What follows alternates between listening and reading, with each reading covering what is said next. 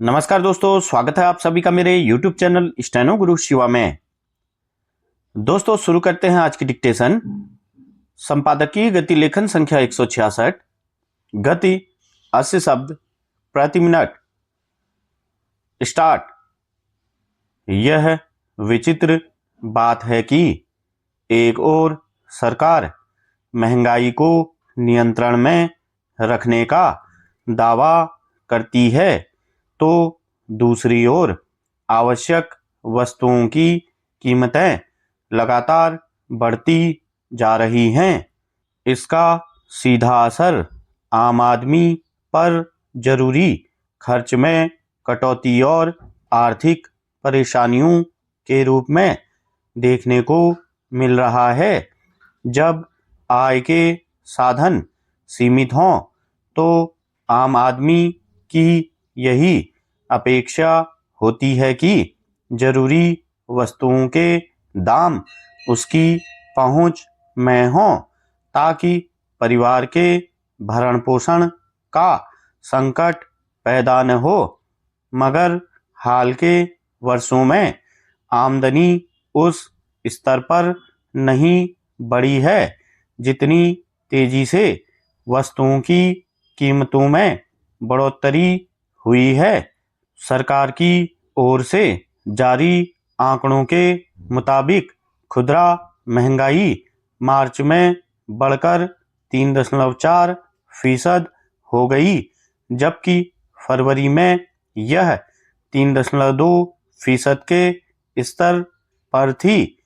खबरों के मुताबिक पश्चिम एशिया में संघर्ष से उत्पन्न संकट के कारण खुदरा महंगाई में वृद्धि हुई है। मगर सवाल है कि अगर सरकार आवश्यक वस्तुओं की कीमतों को नियंत्रित या स्थिर करने के लिए उचित कदम उठा रही है तो फिर महंगाई में उछाल कैसे आ रहा है। यह बात छिपी नहीं है कि देश में सामाजिक स्तर पर आर्थिक असंतुलन एक बड़ी चुनौती के रूप में सामने आया है। रोजगार और आय के मामले में देश की बड़ी आबादी के लिए स्थिति अब भी संतोषजनक नहीं है। आमदनी में स्थिरता और घटती क्रय शक्ति की स्थिति में जब आवश्यक वस्तुओं पर आम लोगों का खर्च थोड़ा भी बढ़ता है तो उनके लिए परेशानियां पैदा होना स्वाभाविक है। दरअसल मार्च में महंगाई के आंकड़ों में बढ़ोतरी का मुख्य कारण खाद्य पदार्थों की कीमतों में इजाफा रहा।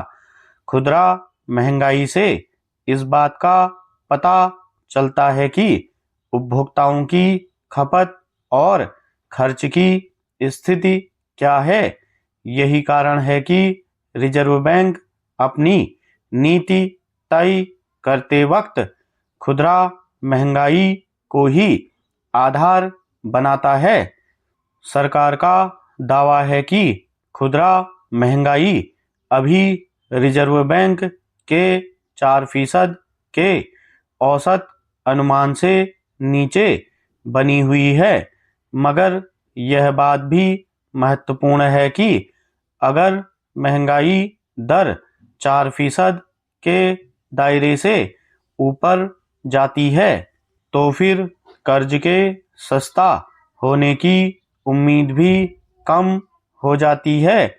आर्थिक विशेषज्ञों का कहना है कि मार्च में फरवरी की तुलना में महंगाई दर का बढ़ना पश्चिम एशियाई संकट के शुरुआती प्रभाव का संकेत है, यानी अमेरिका, इजराइल और ईरान के बीच युद्ध का मोर्चा फिर से खुलता है और यह स्थिति लंबे समय तक रहती है तो आवश्यक वस्तुओं के दाम किस तेजी से बढ़ेंगे, इसका अंदाजा सहज ही लगाया जा सकता है।